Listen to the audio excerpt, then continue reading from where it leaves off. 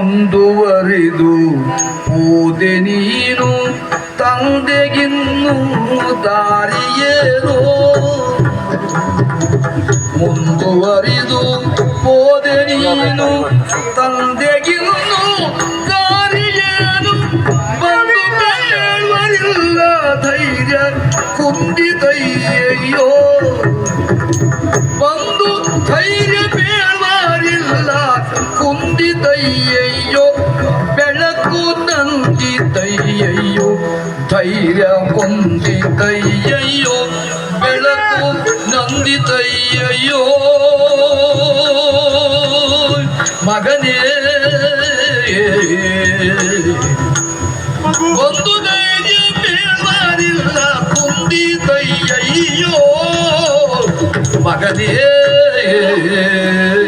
ಮಗನೇ ವೀರ ಮಾತಾಡು ಮಗನೇ ಮಾತಾಡು ಬದುಕಿನಲ್ಲಿ ಇಂಥ ಹೀನ ಸ್ಥಿತಿ ಬರಬಹುದು ಎಂದು ನಾನು ಗ್ರಹಿಸಲಿಲ್ಲ ಮಗನೇ ಈ ಪ್ರಪಂಚದ ಪದ್ಧತಿ ಹೇಗೆ ಅಥವಾ ನಿರೀಕ್ಷಿಸಿರುವೆ ತಂದೆಯ ಹೆಣ ಮಗನಾದ ನಿನ್ನ ಹೆಗಲ ಮೇಲೆ ಹೋಗಬೇಕಿತ್ತು ಮಗನೇ ನಿನ್ನ ಹೆಣಕ್ಕೊಂದು ವ್ಯವಸ್ಥೆ ಮಾಡುವ ದುರ್ಯೋಗ ನನ್ನ ಪಾಲಿಗೆ ಬಂತಲ್ಲ ಸಾರಿ ಸಾರಿ ಹೇಳಿದೆ ಮಗನೇ ನನ್ನ ಮಾತು ನಿನಗೆ ಹಿತವೆನಿಸಲಿಲ್ಲ ಅಮ್ಮ ನೋಡಿದ್ದೇ ಸರಿ ಅನಿಸಿತು ಅಯ್ಯೋ ಇನ್ನೇನು ಮಾಡಲಿ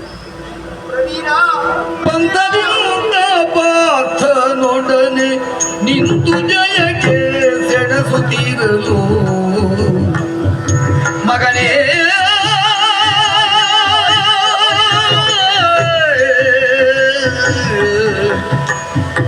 ಬಂದದಿಂದ ಪಾರ್ಥನೊಡನೆ ನಿಂತು ಜಯಕ್ಕೆ ಸೆಣಸುತ್ತಿರಲು ಕುಂತಿಯನುಗ ಶರವನೆಸೆದು ಕೊರಳ ಅರಿದನೆ ಕುಂತಿಯನುಗ ಶರವನೆಸೆದು ಕೊರಳನರಿದನೆ ಎನ್ನ ಕರುಳ ಮುಗಿದನೆ ಕುಂತಿಯನುಗ ಶರವನೆಸೆದು ಕೊರಳನರಿದನೆ ಎನ್ನ ಕರುಳನುಗಿದನೆ ಮಗನೇ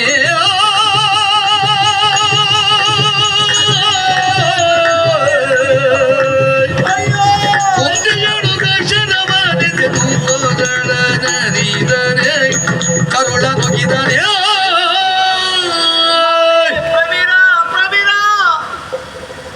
ನಮ್ಮ ಬಸ್ಸಿನೊಮ್ಮೆ ಬೆಳಗಿದ ಕನ್ನ ನೀನು ನಮ್ಮ ಕುಲದ ಕುಡಿ ನೀನು ನಮ್ಮ ಪಾಲಿಗೆ ಬೆಳಕು ನೀನು ಆದರೆ ಇಂದು ಬೆಳಕು ದೂರವಾಗಿ ಕತ್ತಲೆಯ ಬದುಕಿನಲ್ಲಿ ಆವರಿಸಿ ಹೋಯಿತೆ ಮಗನೇ ನಮ್ಮ ವಿರೋಧಿ ಆ ಪಾರ್ಥ ಕುಂತಿಯ ಮಗ ಪಾರ್ಥ ಸರಳ ಮೂಲಕವಾಗಿ ನಿನ್ನ ಕೊರಳನ್ನ ಕತ್ತರಿಸಿದಷ್ಟೇ ಅಲ್ಲ ಮಗನೇ ಹೆತ್ತ ತಾಯಿಯ ಕರುಳನ್ನ ಉಗಿದ ಉಗಿದ ಉಗಿದ ಇಲ್ಲ ಮಗನೇ ನಿನ್ನನ್ನು ಕಳ್ಕೊಂಡು ಬದುಕುವ ಶಕ್ತಿ ನನಗಿಲ್ಲ ಆ ವಿಧಿ ನನ್ನ ತೋಳನ್ನ ಕತ್ತರಿಸಿ ಬಿಟ್ಟ ನನ್ನ ಒಡಲಿಗೆ ಕೊಡಲಿ ಇಟ್ಟು ಬಿಟ್ಟ ಅಯ್ಯೋ ಅಯ್ಯೋ ಅಯ್ಯೋ ಕಷ್ಟ ಒದಗಿದುದಿಂದು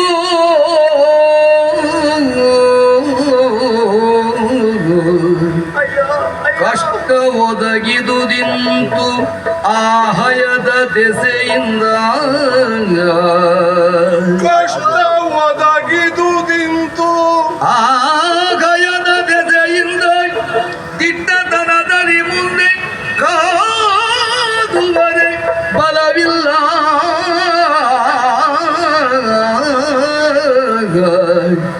ದಿಟ್ಟತನದಲ್ಲಿ ಮುಂದೆ ಕಾದುವರೆ ಬಲವಿಲ್ಲ ಕಾದುವರೆ ಬಲವಿಲ್ಲ ಬಿಟ್ಟು ಖಯವನು ಕಾಣಿಕೆಯ ನಿತ್ತು ಪಾರ್ಥಗೆ ಬಿಟ್ಟು ಹಯವನು ಕಾಣಿಕೆಯ ನಿತ್ತು ಪಾರ್ಥಗೆ ಸತ್ಕರಿಸಿ ಸಾಮವನು ಗೈವ್ಯ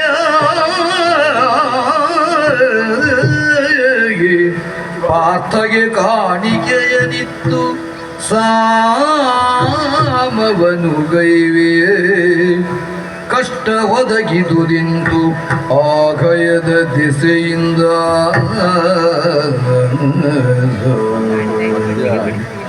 ಭಾಳ ಖುಷಿ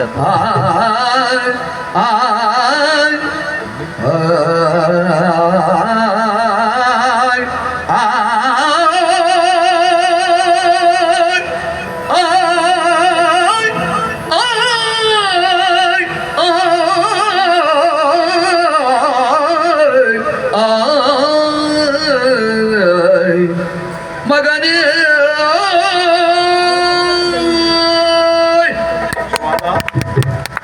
ಒಂಬತ್ತು ತಿಂಗಳು ಕಾಲ ಹೊತ್ತು ಹೆತ್ತು ಸಾಕಿ ಸಲಹಿದ ಮಗನ ಕಳಕೊಂಡ ನಿನ್ನ ನೋವು ನನಗೆ ಅರ್ಥ ಆಗ್ತದೆ. ಸತ್ತವರಿಗಾಗಿ ಅತ್ತರೆ ಸತ್ತವರು ಮರಳಿ ಬಂದರೆ ಹಾಗೆಂದು ಏನು ಮಾಡುವುದು? ಮಗನ ಸಾವಿಗೆ ಕಾರಣವಾದ ಪಾತ್ರರನ್ನು ಎದುರಿಸೋಣವೇ? ಸೇನಾ ಬಲ ನನಗಿಲ್ಲ, ನನ್ನಲ್ಲಿಯೂ ಧೈರ್ಯ ಇಲ್ಲ. ಒಂದು ದಾರಿ ಇದೆ. ಯಾವಾಗಲೂ ಪ್ರಾಜ್ಞನಾದವ ಕಳಕೊಂಡದ್ದಕ್ಕಾಗಿ ಯೋಚಿಸಬಾರದು, ಉಳಿದದ್ದನ್ನು ಉಳಿಸಿಕೊಳ್ಳುವುದಕ್ಕಾಗಿ ಯೋಚಿಸಬೇಕು. ಅದಕ್ಕೆ ನಾನೊಂದು ತೀರ್ಮಾನ ಬಂದಿದ್ದೇನೆ.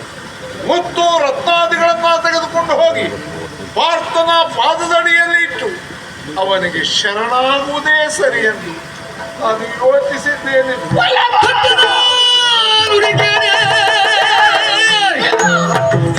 ಉರಗದೋಲ್ ಸಿಡಿದೆದ್ದ ಸಿಟ್ಟಿನ ಕಂಪಿಸಿದ ಜ್ವಾಲೆ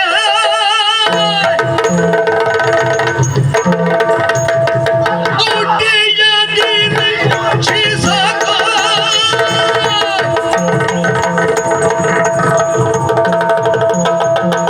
ಮನೆಯ ದಿರಿಕ್ಷಿ ಸಾಕು, ಮನೆಯ ದಿರಿಕ್ಷಿ ಸಾಕು. ಮಗನನ್ನು ಸುಡಲು ಬಯಕೆ ಎನ್ನುದ್ರೆ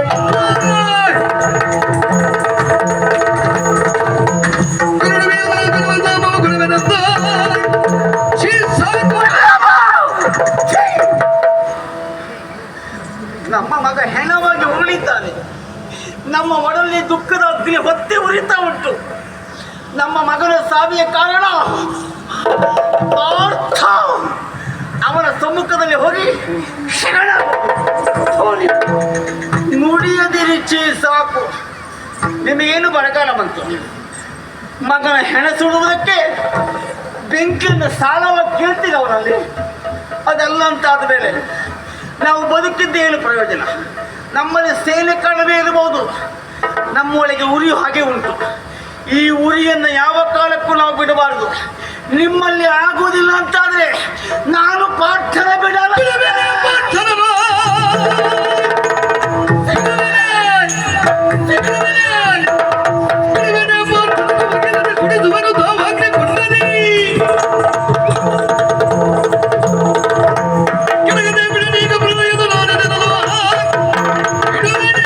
ಒಂದು ನಾಡಿನ ಅಧಿಕಾರಿಯಾಗಿ, ಆಳುವ ಅಧಿಕಾರಿಯಾಗಿ, ಕ್ಷತ್ರಿಯ ಮುಖ್ಯವರಾಗಿ ನಿಮ್ಮಲ್ಲಿ ಆಗೋದಿಲ್ಲ ಅಂತಾದ್ರೆ ನಾನು ಬಿಡ್ಲಿಕ್ಕಿಲ್ಲ. ಪ್ರವೀಣ ತಾಯಿಯಾಗಿ, ಉರಿಯುವ ಜ್ವಾಲೆಯಾಗಿ ಪಾರ್ಥನ ಶಿರವನ್ನ, ಅವನ ರುಂಡ ಮುಂಡವನ್ನು ಚೆಂಡಾಡುತ್ತೇನೆ. ಅವನಿಗೆ ನಾನು ಜ್ವಾಲೆಯೇ ಆಗುತ್ತೇನೆ. ನಡಿ. ಈ ರೀತಿ ಬಿಡುವುದಿಲ್ಲ ಅಂತ ಹೇಳಿ ಬಿಡುವುದಿಲ್ಲ. ಮಗನನ್ನು ಕಳ್ಕೊಂಡಾಯ್ತು. ಯಾರಿದ್ದಾರೆ ಮತ್ತೆ ನಮಗೆ? ಇದ್ದವ ಒಬ್ಬನೇ ಒಬ್ಬ ಮಗ. ಹೆರುವುದಕ್ಕೆ ನಾವು ಸಿದ್ಧರಿದ್ರೂ ಕೊಡ್ಲಿಲ್ಲ ನೀವು. ಇನ್ನು ಯಾರು ಅಂತ ಇದ್ದಾರೆ? ಆದ್ರೂ ಒಬ್ಬಳಿದ್ದಾಳೆ, ಮಗಳಿದ್ದಾಳೆ. ಮಗಳನ್ನು ಮದುವೆ ಮಾಡಿ ಕೊಟ್ಟಾಗಿದೆ ನಾವು. ಹೌದು, ಅಗ್ನಿದೇವನಿಗೆ. ಅಳಿಯನು ಮಗನಿಗೆ ಸಮಾನ, ಅವನನ್ನೇ ಬರೆಸಿಕೊಳ್ಳೋಣ. ಅವ ನಮ್ಮ ಮನೆಗೆ ಅಗ್ನಿ, ಪಾರ್ಥನ ಪಾಳಯಕ್ಕೆ ಹೊತ್ತಿರಿಸುವ ಬೆಂಕಿ ಆಗಬೇಕು. ಅವನನ್ನೇ ಧ್ಯಾನ ಮಾಡೋಣ ನಾವು, ಅವನನ್ನೇ ಧ್ಯಾನ ಮಾಡೋಣ. ಸತಿಪತಿಯರಿಂದೆಣಿದೆ ಮನದಲ್ಲಿ ನುಗ್ಗಿದೆ ಪಾವಕನು ತಂದು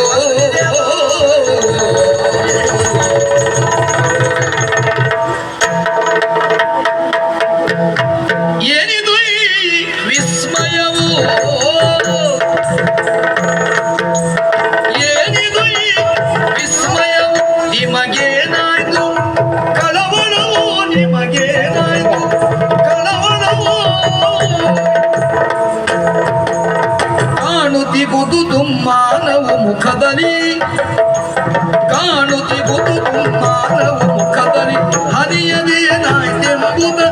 ಏಳುಗಿರಿಯ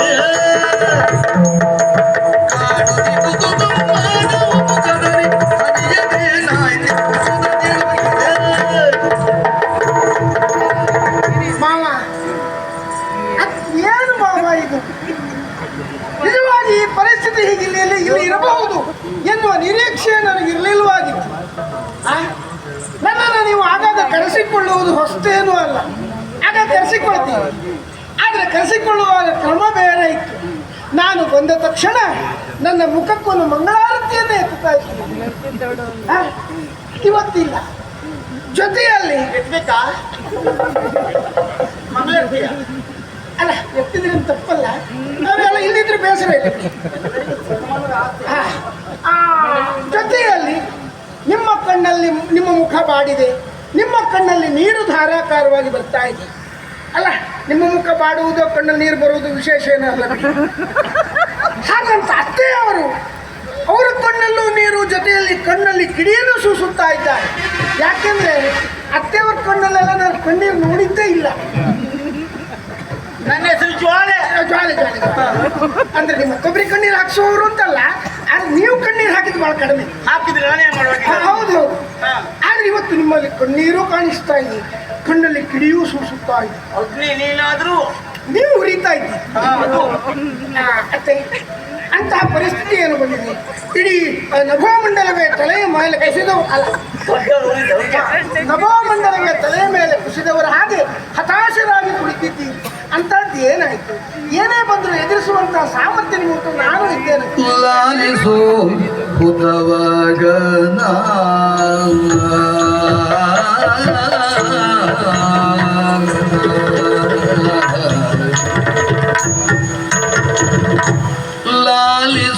ಲಾಲಿಸುಗುತ್ತವಗನ ಸಂಕಷ್ಟದ ದಾಳಿಯಾಗಿ ಗಗನ ಸಂಕಷ್ಟದ ದಾಳಿಯಾಗಿ ಗದನ ಬಾಲ ಪ್ರವೀರ ಪಾಂಡವರ ಶುಭನು ಕಟ್ಟಿ ಬಾಲ ಪ್ರವೀರ ಪಾಂಡವರ ಶುಭನು ಕಟ್ಟಿ ಕಾಳಗದಲ್ಲಿ ಮಡಿದ ಗೋಳುಣಿಸಿದ ಕಾಳಗದಲ್ಲಿ ಮಡಿದ ಗೋಳುಣಿಸಿದ ಹೇಳುವುದಕ್ಕೆ ಕಷ್ಟ ಆಗ್ತಾ ಇದೆ. ಆದ್ರೂ ಹೇಳಿದ್ರೆ ನನಗೆ ಅರ್ಥ ಆಗುವುದಿಲ್ಲವಲ್ಲ ಮಾವ. ಅದೇ ನಿನಗೆ ಅರ್ಥ ಆಗುವುದಿಲ್ಲ ಎಂಬ ಕಾರಣಕ್ಕೆ ಹೇಳುದು. ಹೇಳಿ, ಕಷ್ಟ ಆಗುದು. ಯಾಕೆಂದ್ರೆ ಭಾರತ ಯುದ್ಧ ಮುಗಿದ ಮೇಲೆ ಧರ್ಮರಾಯನಿಗೆ ಒಂದು ಹತ್ಯಾ ದೋಷ ನನಗೆ ಬಂತು ಎಂಬ ಕಾರಣಕ್ಕಾಗಿ ಹೊರಗುತ್ತಿದ್ದಾಗ ವೇದವ್ಯಾಸರ ಶ್ರೀಕೃಷ್ಣನ ಆಶೀರ್ವಾದ ಮಾರ್ಗದರ್ಶನದಿಂದ ಅಶ್ವಮೇಧ ಮಾಡಿದ್ರು. ಕೈಗೊಂಡಿದ್ದಾರೆ. ಊರೆಲ್ಲ ಸುತ್ತುತ್ತಾ ಇರುವ ಕುದುರೆ ಮಾಹಿಷ್ಮತಿಗೆ ಬಂತು. ಅಂತ ಅಲ್ಲ, ಇಲ್ಲಿಗೂ ಬಂತ ಕೇಳಿ ಅಂತ ಕೇಳಿದು ಕಳಿಸತ್ತೆ ನೀನು. ಹಾಗಾದದ್ದಲ್ಲ. ಆಮೇಲೆ ಅದನ್ನ ಕಂಡಂತ ಮಗ ಪ್ರವೀರ ಕುದುರೆಯನ್ನ ಕಟ್ಟಿದ. ಸಾರಿ ಸಾರಿ ಹೇಳಿದೆ ಬೇಡವರೊಡನೆ ಯುದ್ಧ ಇತ್ತು, ಕೇಳದೆ ಯುದ್ಧಕ್ಕೆ ಹೋದಂತ ಮಗ ಅಳಿಯ ಈ ಲೋಕ ತ್ಯಜಿಸಿ ಬಿಟ್ಟ. ಯಾರು ಮಾವ? ಏನು ತಪ್ಪು ಮಾಡಿ ಶ್ರೀನಿವಾಸನ ದಯದಿ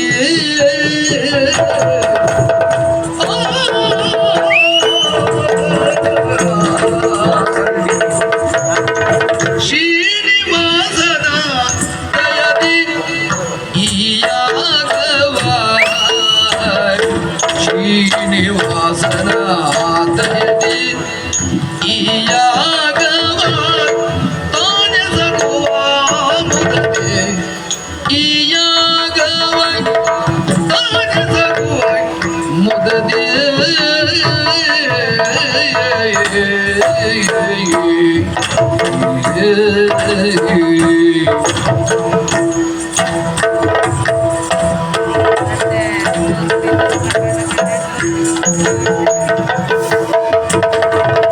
ಕ್ಷೋಣಿಪ ಧರ್ಮಜ ಸಾಧು ಮಾನಿತ ನೈಜ ಕ್ಷೋಣಿಪ ಧರ್ಮಜ ಸಾಧು ಮಾನಿತ ನೈಜ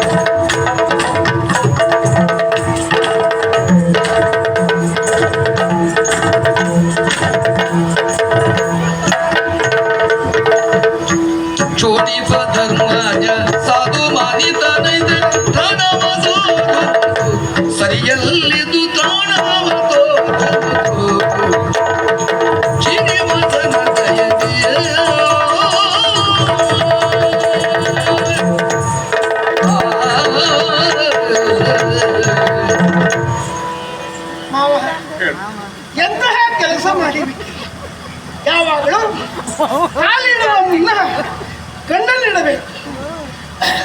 ಕಾರ್ಯ ಮಾಡುವ ಮೊದಲು ಸಾಕಷ್ಟು ಯೋಚಿಸಬೇಕು. ಏನಾಯ್ತು ಈಗ? ಬಂದಂತಹ ಅಶ್ವ ಯಾರು? ಧರ್ಮಜ. ಧರ್ಮಜ ಯಾರು? ಆತ ಸಾಧು ಮಾನಿತನಿದ್ದಾನೆ, ಒಬ್ಬ ಧರ್ಮಾತ್ಮನಿದ್ದಾನೆ. ಜೊತೆಯಲ್ಲಿ ಬಂದಂತಹ ಪಾಪವನ್ನು ಕಳೆದುಕೊಳ್ಳುವುದಕ್ಕಾಗಿ ಮಾಡಬಹುದಾದ ಸತ್ಕಾರ್ಯ ಧರ್ಮ ಕಾರ್ಯ. ಅದಕ್ಕಾಗಿ ಅಶ್ವವನ್ನು ಬಿಟ್ಟಿದ್ದಾರೆ. ಪಾಪ ನೀ ಹೇಳದಷ್ಟನ್ನು ನಾನು ಹೇಳಿ ನೀವು ಹೇಳಿ ಗೊತ್ತೇ ಇಲ್ಲ, ಇದನ್ನು ಹೇಳುದಿಲ್ಲ. ಬೇರೆ ಆದ್ರೂ ಅದಷ್ಟು ನನಗೆ ಗೊತ್ತುಂಟು ಅಂತ ಹೇಳಿ. ನೀನು ಗೊತ್ತಿದ್ದು ಇದನ್ನ ಬೇರೆ ಹೇಳ್ತಿದ್ದೆ. ಆದ್ರಿಂದಾಗಿ ಈ ಅಂತಹ ಕಾರ್ಯಕ್ಕೆ ನಮ್ಮ ಕೈಯಿಂದ ಸಹಾಯ ಸಾಧ್ಯವೋ ಸಹಾಯವನ್ನು ಮಾಡಬೇಕು. ಅದಲ್ಲ ನಾವೇ ಅದಕ್ಕೆ ವಿಘ್ನಪ್ರಾಯರಾಗಿ ಯಾವಾಗಲೂ ನಿಂತುಕೊಳ್ಬಾರ್ದು. ನೀವು ಒಂದೇ ಬದಿಗೆ ತಿರುಗಿ ಹೇಳ್ಬೇಡ, ಹಾ. ಇಬ್ಬರಿಗೂ ಕೇಳುವಾಗ ಹೇಳು. ಅದೇ ನೀವು ಈ ಕಡೆ ತಿರುಗಿ. ಕಿವಿ ದೂರೆಲ್ಲ ಹೇಳು. ಅಲ್ಲ, ಅವರು ಮುಖ ಆ ಕಡೆ ಇದ್ರು ಕಿವಿ ಈ ಕಡೆ ಉಂಟಂತೆ. ಅವ್ರ ಅತ್ತೆ ಬಹಳ ಸೂಕ್ಷ್ಮ. ಹಾಗಾಗಿ ನಿಮ್ಮ ಅತ್ತೆ ಎಂತವಳು ಹೇಳ್ತೀಯ? ನಿಜವಾಗಿ ಈ ಕಾರ್ಯದಲ್ಲಿ ನಾವೊಂದು ಮಾತು ಹೇಳಿದ, ಹಾ, ನಿಮ್ಮ ಅತ್ತೆ ಎಂತವಳು? ಹೇಳಿ ಹೇಳಿ. ಮೂರ್ಖ ಹೆಣ್ಣು ಹಾ, ಗಂಡನನ್ನ ಗುಲಾಮನನ್ನಾಗಿಸಿ ಹಾ, ತಾನು ಸಾಯುವ ತನಕ ಹಾ. ಗುಲಾಮನ ಹೆಂಡತಿಯಾಗಿಯೇ ಬರುತ್ತಾಳೆ. ಅದೊಂದು. ಆದ್ರೆ ಜಾಣ ಹೆಣ್ಣು ಹಾಗಲ್ಲ, ಹಾ, ಗಂಡನನ್ನ ಮಹಾರಾಜನನ್ನಾಗಿಸಿ ಹಾ, ತಾನು ಮಹಾರಾಣಿಯಾಗಿಯೇ ಸಾಯುವಲ್ಲಿವರೆಗೂ ಬರುತ್ತಾಳೆ. ಹೌದು. ನಿನ್ನ ಅತ್ತೆ ಯಾವ ಜಾತಿ ಅಂತ ನೀನೇ ತಡ. ಅಯ್ಯೋ, ನನ್ನತ್ತೆ ಯಾವಾಗಲೂ ಮಹಾರಾಣಿಯಾಗೇ ಸಾಯುವವಳು. ನಾನು ಅದು ಗಂಡನ ದೊಡ್ಡದೇ ಆಗಿಸ್ತಾನೆ ಅವಳು. ಇಲ್ಲಿದ್ರೆ ನೀವಿಷ್ಟು ದೊಡ್ಡವರಾಗಿರುವುದಿಲ್ಲವಾಗಿ ನನಗೆ ಗೊತ್ತುಂಟಲ್ಲ. ನನ್ನಲ್ಲಿ ಅವನಿಗೆ ಬದುಕು ಬುದ್ಧಿ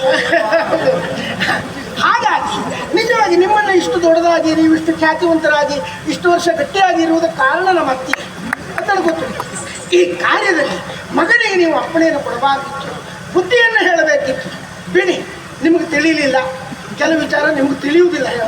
ಯಾಕಂದ್ರೆ ಸ್ವಲ್ಪ ಹೆಚ್ಚು ಹೆಚ್ಚು ಹೊತ್ತು ಕಡಿಮೆ ವ್ಯವಹಾರದು ಸಣ್ಣ ಸಣ್ಣ ಲೆಕ್ಕಾಚಾರ ಎಲ್ಲ ತಿಳಿಯುವುದಿಲ್ಲ ನಿಮಗೆ, ನನಗೆ ಗೊತ್ತುಂಟು. ಆದ್ದರಿಂದಾಗಿ ಒಮ್ಮೆ ನಿಮ್ಗೆ ಗೊತ್ತಾಗಲಿಲ್ಲ, ಹೊಣೆಗಾರ ಜಾಸ್ತಿ. ಅತ್ತೆ ಇದ್ರಲ್ಲ, ಅತ್ತೆ ಎಂಥವರು, ತಣ್ಣೀರನ್ನಾದರೂ ತಣಿಸಿ ಕುಡಿಯುವ ಮನೋಭಾವದವರು, ಶಾಂತ ಸ್ವಭಾವದವರು, ಮತ್ತು ಸೂಕ್ಷ್ಮ ಮತಿತ್ವ ಉಳ್ಳವರು. ನೀ ಎಷ್ಟು ತಿಳ್ಕೊಂಡಿದ್ದೆ ಅಂತ ನಂಗೆ ಗೊತ್ತಾಗೋಯ್ತು. ಗೊತ್ತಾಯ್ತಾ? ಹಾ, ಮಾವ, ಕೆಲವು ತಿಳ್ಕೊಂಡಿದ್ದೆಲ್ಲ ಹೇಳಲಿಕ್ಕಾಗುವುದಿಲ್ಲ. ಅಲ್ಲ, ಅದಲ್ಲ, ಇದಿಷ್ಟೇ ಸಾಕು. ಆದ್ರಿಂದಾಗಿ ಈಗ ಅತ್ತೆ ಹತ್ರ ಒಂದು ಮಾತು ಕೇಳಿದ್ರೆ ಇದು ಈ ಪರಿಸ್ಥಿತಿ ಬರ್ತಿತ್ತು. ಅತ್ತೆ ಹತ್ರ ಕೇಳೇ ಗುಂಡಿಗೆ ಬಿದ್ದದ್ದು. ಮತ್ತೆ ಎಳೆ ಗುಡ್ಡಿ ಬಿದ್ದಿದ್ದ. ಅತ್ತೆ ನೀವಾದ್ರೂ ಒಂದು ಮಾತು ಹೇಳಬಾರ್ದ? ಹೀಗೆ ಮಾಡಿ ಅಂತ ಹೇಳಿಬಿಟ್ಟು ಮುಗಿದೋಗಿತ್ತಪ್ಪ. ನೀವು ಹೇಳಿದ್ರ? ನೋಡು ಮಾವ, ಕೇಳಲಿಲ್ಲ ನೀವು, ತಪ್ಪು ನಿಮ್ಮದೇ. ಅತ್ತೆ ಈಗ ತಪ್ಪಾಗಿ ಹೋಯ್ತು, ಅದಕ್ಕೆ ನೀವೊಂದು ವಿಚಾರ ಮಾಡಿ ಇದು ಮಾಡಬೇಡ. ತಪ್ಪಾಯ್ತಲ್ಲ. ಹೌದು, ಧರ್ಮರಾಜ ಯಾರು? ಧರ್ಮಾತ್ಮರಿದ್ದಾರೆ. ನಾವು ಪಾಪಿಗಳ, ನಾವು ಅಧರ್ಮ ಮಾಡುವರ? ಅಲ್ಲಪ್ಪ. ನನ್ನ ಬಿಡ, ಯಜಮಾನ ನೋಡು, ನೋಡ್ತಾ ಇದ್ದೀನಿ. ಒಂದು ದಿನವಾದ್ರೂ ಅಧರ್ಮದ ಮಾತಾಡ್ಲಿಕ್ಕಿದ್ರ ಅಯ್ಯೋ, ಮತ್ತೆ ಯಾರಿಗೂ ನೋಯುವ ಮಾತಾಡುವುದಿಲ್ಲ, ಅಪ್ಪಿ ತಮ್ಮ ಅಂತಲೇ ಮಾತಾಡುದು. ಹಾಗಿದ್ರೆ ಧರ್ಮರಾಜ ಒಬ್ಬನೇ ಧರ್ಮಾತ್ಮನಲ್ಲ, ಹಾ. ನಾವು ಧರ್ಮಾತ್ಮನೇ ಇದ್ದೇವೆ. ಹಾ, ಶ್ರೀನಿವಾಸನ ದಯದಿ. ದಯದಿ. ಏನ್ ನಾವು ದೇವ್ರ ಕೈ ಬಿಟ್ಟವರ? ನೀ ದೇವ್ರ ಕೈ ಅಲ್ಲ, ನಾಳೆ ದೇವ್ರ ಕೈ ನೀವು ಬಿಡ್ಲಿಲ್ಲಪ್ಪ. ದೇವರೇ ನಿಮ್ ಕೈ ಬಿಟ್ಟು ಬಿಡ್ಬೇಕು, ಬಿಟ್ರೆ ದೇವ್ರ ಕೈ ನೀವು ಬಿಡ್ಲಿಲ್ಲ. ನೀ ಎಂತದ್ದು? ನಾ ದೇವ್ರ ಕೈ ಬಿಟ್ಟಿಯ? ಇಲ್ಲಪ್ಪ, ಮತ್ತೆ ಯಾಕೆ ಹೇಳ್ತೀಯ? ನಾ ಇದ್ದೇನೆ ಅಷ್ಟೇ, ಬಿಟ್ರೆ. ನಾವು ದೇವರಿಗೆ ಪೂಜೆ ಮಾಡುವರೆ, ಹೌದು ನಾವು ದೇವರಿಗೆ ನಡ್ಕೊಳ್ತೇವೆ. ಹೌದು, ಹಾಗೆ ನಮ್ಮೇಲೂ ದಯ ಇರಬೇಕು. ದಯ ಇರ್ಬೇಕು. ದಯ ಇಡ್ಲಿಲ್ಲ ಅಂತಾರೆ ದೇವರು ಒಂಚಂತ ಮಾಡ್ತಾ ಇರ್ತಾನೆ, ಹೌದಲ್ವಾ? ಅದು ಹಾಗಲ್ಲ. ಏನು ಅಂದ್ರೆ ಅವನ ಪೂರ್ಣ ಕೃಪಾ ಕಟಾಕ್ಷಕ್ಕೆ ಪಾಂಡವರು ಒಳಗಾದವರಿದ್ದಾರೆ. ಅವನ ನಿರ್ದೇಶನದ ಮೇರೆಗೆ ಆ ಕಾರ್ಯ ಎನ್ನುವುದು ನಡೀತಾ ಉಂಟು. ಹಾಗಲ್ಲ, ಈಗ ನೀವು ದೇವರ ಅನುಗ್ರಹಕ್ಕೆ ಪಾತ್ರರಾದವರು ಇರಬಹುದು, ಆದರೆ ಧರ್ಮ ಕಾರ್ಯಕ್ಕೆ ಪ್ರತಿರೋಧವನ್ನು ಒಡ್ಡಿದಾಗ ದೇವರ ಕೃಪೆ ಎನ್ನುವುದು ಉಳಿದಿ. ಯಾವ ಧರ್ಮ ಕಾರ್ಯ ಇದು ಪಾಂಡವರು ಮಾಡುವ ಅಶ್ವಮೇಧ. ಅವ್ರು ಬರ್ದಿದ್ದೇನು? ಏನ್ ಬರ್ತಾರೆ? ಬಲ ಉಳ್ಳವರು ಕಟ್ಟಿ ಕಾಡುವುದು. ಹೌದು, ಅದೆಲ್ಲ ಬಲಹೀನರಾದವರು ಶರಣಾಗುವುದು. ಬರ್ದಿದ್ದಾರಲ್ಲ. ಹಾಗೆ ಬರಬಾರದು. ನಾವು ಧರ್ಮದ ಕಾರ್ಯ ಮಾಡ್ತಾ ಇದ್ದೇವೆ. ಈ ಧರ್ಮದ ಕಾರ್ಯಕ್ಕೆ ತಾವೆಲ್ಲ ಪಾಲ್ಗೊಳ್ಳಬೇಕಾಗಿ ಸವಿನಯ ವಿಜ್ಞಾಪನೆ ಅಂತ ಹೇಳ್ಬೋದಿತ್ತಲ್ಲ, ಯಾಕೆ ಹಾಗೆ ಬರಲಿಲ್ಲ ಅವರು? ಹಾಗಲ್ಲ, ಅವ್ರು ಹಾಗೆ ಯಾಕೆ ಬರಲಿಲ್ಲ ಹೇಳಿ? ಅವ್ರು ಸರಿ ಬರ್ದಿದ್ದಾರೆ. ನೀನು ಬರುವಾಗ ಅವ್ರ ಮನೆಯಿಂದ ಬಂದೆ ನಮ್ಮ ಇಲ್ಲ ನಿಮ್ಮನಿಂದಲೇ ಬಂದೆ, ನಿಮ್ಮನೆ ಒಳಗಿಂದಲೇ ಬಂದೆ. ಯಾಕೆಂದ್ರೆ ನಿನಗೆ ಬಹುಶಃ ಆವಾಗ ಒಂದು ರಾಜಸೂಯ ಆಯ್ತು, ಹೌದು. ಸಮಾತು ಪಸಿದ್ರು ತಿಂದೆ. ಈಗ ಒಂದು ಅಶ್ವಮೇಧ ಆಗ್ತದೆ, ಮತ್ತೆ ಹವಿ ಸಿಗ್ತದೆ. ಆಸೆ ಮಾತಾಡುದಾ ಅದಲ್ಲ ಅತ್ತೆ. ಮತ್ತೆಂತದ್ದು? ವಿಚಾರ ಮಾಡಿ. ಹಾ. ಬಲವುಳ್ಳವರು ಕಟ್ಟಬೇಕು, ಹಾ. ನಾವು ತಿಳಿದುಕೊಳ್ಬೇಕು ನಾವು ಬಲ ಇಲ್ದಿದ್ದವರು ಅಂತ. ಈಗ ಇಲ್ದಿದ್ದವರು ಅಂತ ಹೇಳೋದಕ್ಕೆ ಸಾಕ್ಷಿ ಬೇಕಾ? ನೋಡಿ ಬಾವ ಹೋದವರ ಅಲ್ಲ ಇಷ್ಟು ಹೇಳಿ ನನಗೆ ಮಂಗಳಾರತಿ ಆದ ಸಾಕು, ಮತ್ತೆ ನಿಂಗೆ ಬೇಡ. ಬಾವ ಪ್ರತಿದಿನ ಬಂದಾಗ ಮಂಗಳಾರತಿ ಮಾಡಿಸಿಕೊಡ್ತೇನೆ. ಇವತ್ತೊಂದು ಹೊಸ ರೀತಿ ಮಂಗಳಾರತಿ ಆಗಲಿ. ಒಂದು ವಿಷಯ ಕೇಳು.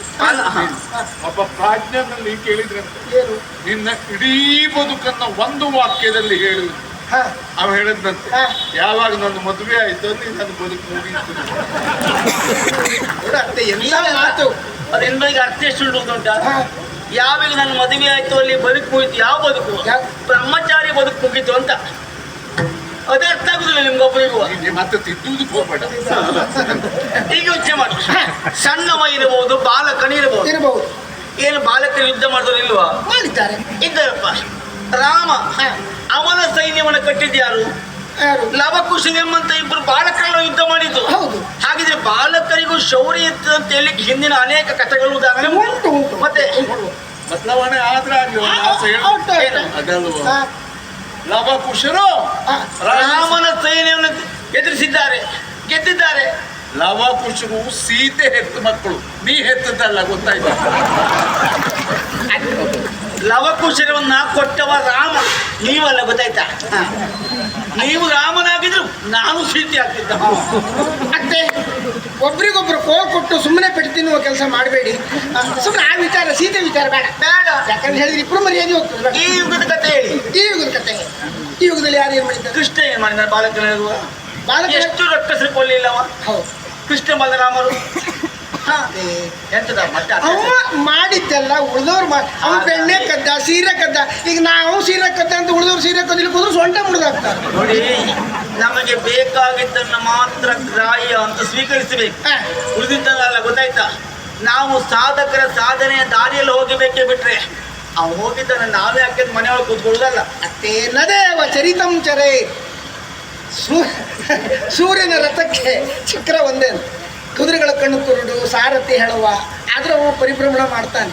ಅದೆಲ್ಲ ಉಳಿದವರಿಂದ ಸಾಧ್ಯ ಆದ್ಯದ. ದೇವ ಧರ್ಮಶ್ರೇಯ ಯಾರು ಹೇಳಿದ್ದು? ಯಾರು ಹೇಳಿದ್ದು? ಪಲ್ಲವರಾಡೋ ಮಾತು. ಹೌದು. ನಮ್ಮ ಧರ್ಮ ನಾವು ಮಾಡಬೇಕು, ಸ್ವಧರ್ಮದಲ್ಲೇ ನಾವು ಸಾಯ್ಬೇಕು. ಸ್ವಧರ್ಮ ಸರಿ. ಸ್ವಧರ್ಮ ಯಾವುದು?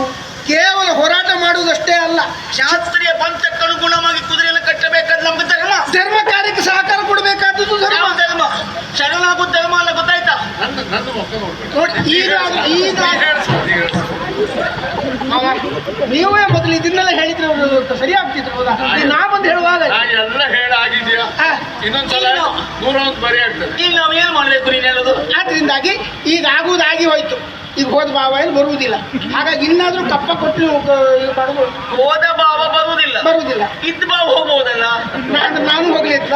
ನೀವು ಹೋಗ್ತಿಯಾಗಿದ್ದೀರಲ್ಲ, ಹೋಗುದಿಲ್ಲ. ಅಗ್ನಿ ಅಲ್ವಾ ನೀನು? ಅಗ್ನಿ ಹೌದು. ಕೆಡಿ ಮತ್ತೆ ಯಾವುದು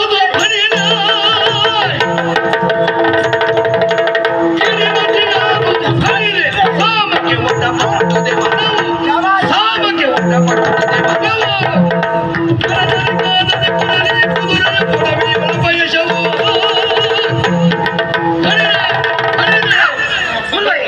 ಬಂದೆ. ನಿನಗಿದೇನಿದು? ಇದು ಮಾವನ ಮನೆ. ಮಾವನ ಮನೆ. ಮಾವನ ಮನೆಗೆ ಬಂದ ಅಳಿಯ ಬದುಕಬೇಕು, ಸರಿಯಾಗಿರಬೇಕು ಅಂತಾದ್ರೆ ಯಾರು ಸರಿ ಇರಬೇಕು? ಅದು ಮಾವನಿಗಲ್ಲ, ಅತ್ತೆಗೆ ಸರಿ ಇರ್ಬೇಕವ. ಆದ್ರೆ ಮಾತ್ರ ಕುಡ್ಲಿಕ್ಕೆ ನೀರು ಸಿಗ್ತದೆ ಅವನಿಗೆ. ಅತ್ತೆ ವಿರೋಧ ಕಟ್ಕೊಂಡು ಅವನಿಗೆ ನೀರು ಸಿಗುದಿಲ್ಲ. ಮತ್ತೆ ಒಂದು ವಿಷಯ ಹೇಳ, ಏನು? ಮಾವ ಅತ್ತೆ ಇಬ್ರು ಸರಿ ಇರ್ಬೇಕು. ಅತ್ತೆ ಯಾಕಂದ್ರೆ ಜಗಲಿಗೆ ಬಂದಾಗ ಮಾವ, ಅಡಿಗೆ ಮನೆಗೆ ಹೋದಾಗ ಅತ್ತೆ, ನಾವಿಬ್ಬರು ಸರಿ ಇಟ್ಕೊಳ್ಬೇಕಾಗ್ತದೆ. ನಿನ್ನಿಂದ ಗೀತೋಪದೇಶ ಕೇಳಲಿಕ್ಕೆ ಕರೆದಿದ್ದಲ್ಲ ನಾನು, ಹೇಳಿ. ಅಥವಾ ಪ್ರವಚನ ಮಾಡ್ಲಿಕ್ಕೆ ಕರೆದಿದ್ದಲ್ಲ ನಾನು. ನೀವು ಹೇಳಿದ್ದು ಕೇಳ್ತೇನೆ. ನಮ್ಮ ಮನೆಯಲ್ಲಿ ಹೊತ್ತಿ ಉರಿತ ಉಂಟು, ದುಃಖದ ಅಗ್ನಿ. ಅದೆಲ್ಲ ಆರಿಸುವುದಕ್ಕೆ ನೀನು ಬರಬೇಕು. ನಮ್ಮ ವಿರೋಧಿಯಾಗಿ ಪಾರ್ಥ ಇದ್ದಾನೆ, ಅವನ ರುಂಡ ಮುಂದೆ ಚಂಡಾಡುವುದಕ್ಕೆ, ಅವನನ್ನು ಹೊತ್ತಿ ಉರಿಸಿ ಹಿಡಿ ಭಸ್ಮ ಮಾಡುವುದಕ್ಕೆ ನೀ ಬೇಕು ಅಂತ ಕರೆದಿದ್ದು ಬಿಟ್ರೆ ಅವನ ಬಗ್ಗೆ ಶ್ರೀನಿವಾಸನ ಹೇಳಲಿಕ್ಕಲ್ಲ. ಗೊತ್ತಾಯ್ತಾ? ಬಂದಕ್ಕೆ ಆಗ್ತಿದೆ ಈಗ. ಹಾಗೆಲ್ಲ ಮಾಡಬೇಡಿ ಅತ್ತೆ, ನೋಡುವ ಕಷ್ಟ ಆಗ್ತದೆ. ಸ್ವಲ್ಪ ನನಗಿಂತ ಹೆಚ್ಚು ಮತ್ತೊಬ್ರಿಗೆ ಆಯ್ತಲ್ಲ. ಹಾಗಾಗಿ ಶರಣಾಗುವುದಕ್ಕಲ್ವಾ ನನ್ನ ಗಂಡ ಹೇಳಿದ್ರು. ಹಾಗೆ ದಶೆಯಿಂದ ಈ ಕಷ್ಟ ಬಂತು, ಇನ್ನೀ ಕಷ್ಟ ಬೇಡ, ಶರಣಾಗುವಂತವ್ರು ಹೇಳಿದ್ರು. ಹೇಳಿದ್ರ? ಅವನ ಮಾತಿಗೆ ನಾನು ಒಪ್ಪಲಿಲ್ಲ. ಒಳ್ಳೆಯ ನೀನು ಮನೆ ತೊಳಿಯ ಏನ ನೀನು ಮಾಡಬೇಕಾದ ಕೆಲಸ ಮಾಡಬೇಕು. ಬೆಂಕಿ ಹೇರಿಗಿರ್ಬೇಕು ದುಡ್ಡ. ಹೇಗೆ?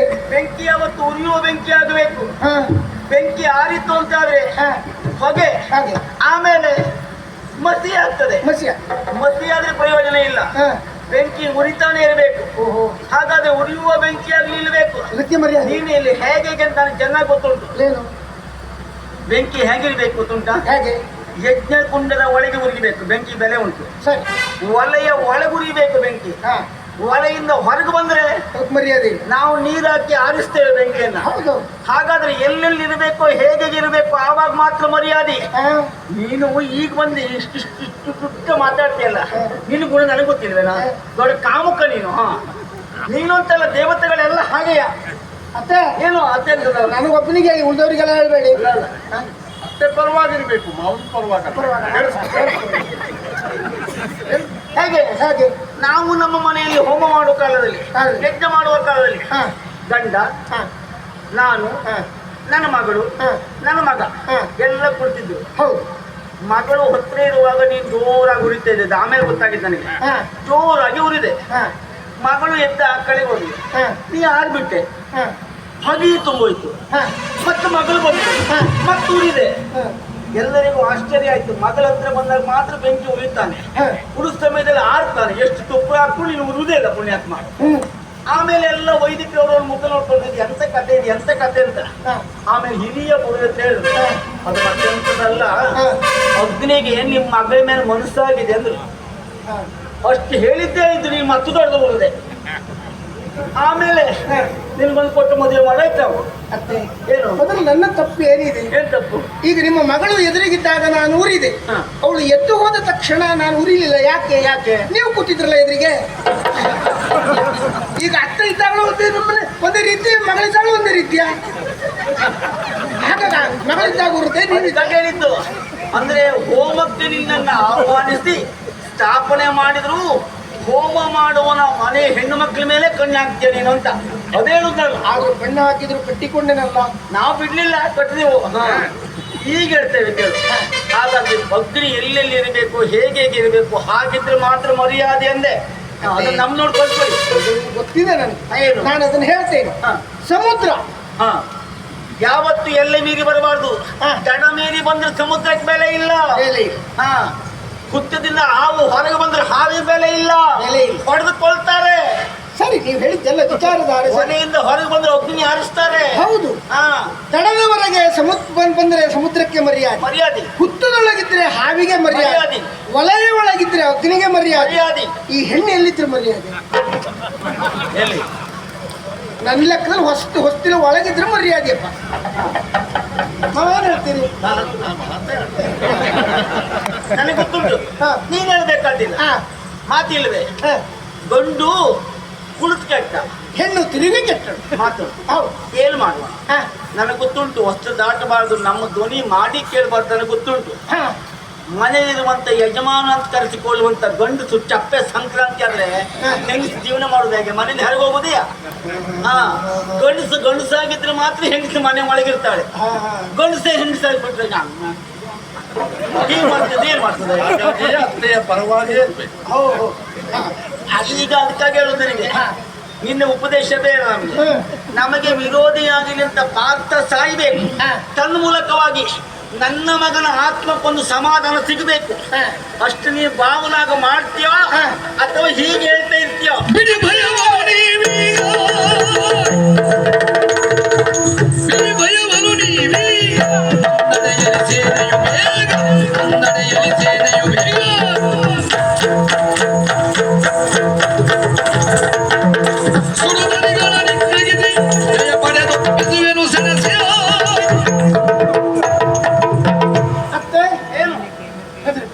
ನನಗೆ ಅದಕ್ಕಿಲ್ಲ.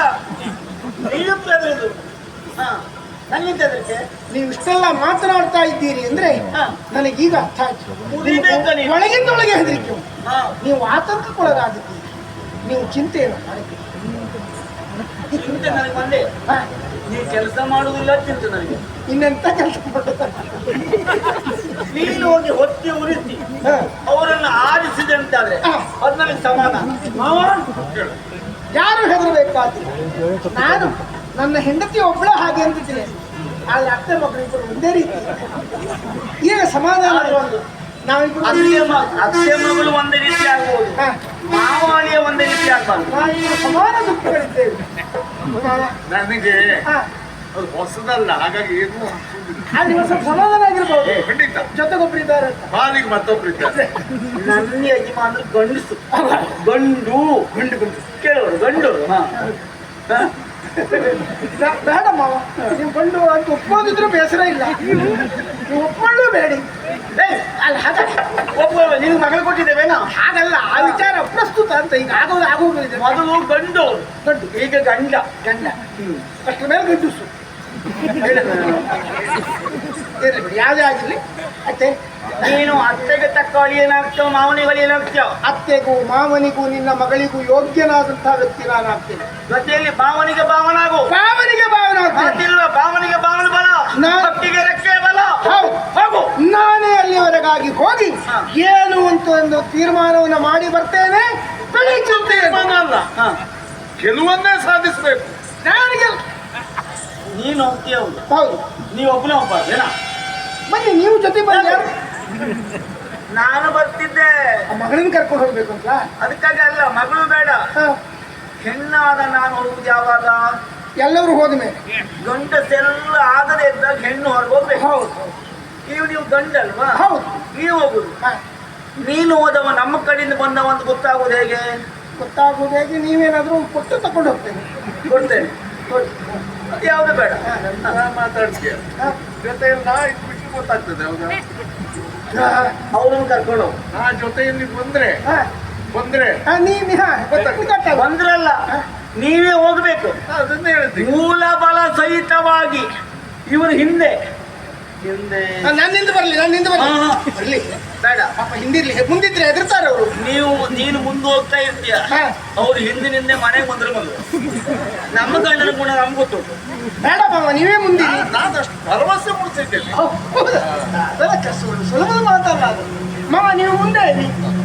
ಮುಂದೆ ಇಲ್ಲ ಮಾವನ ಮುಂದಿಟ್ಕೋ. ನೀನು ಬೆಂಬಲವಾಗಿರು. ನೋಡಿ, ನನ್ನ ಮೇಲೆ ನನಗೆ ನೀ ಹಿಂದೆ ಬರ್ತೀಯಲ್ಲ.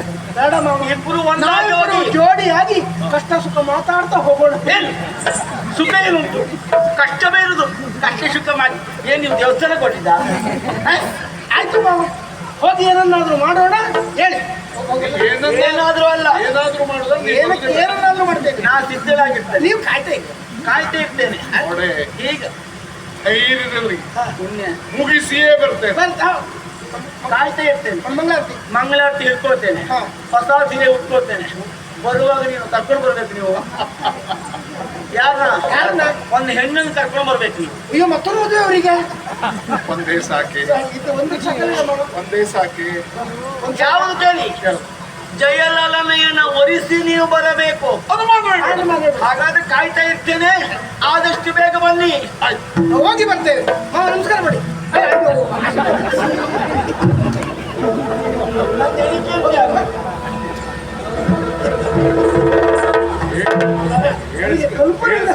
ಹೇಳ್ಸ್ಕೊಂಡು ತಲೆ ಹಾಳಾಗಿ ಹಾಗೆ ಮಾತಾಡ್ತಿದ್ದಾರೆ.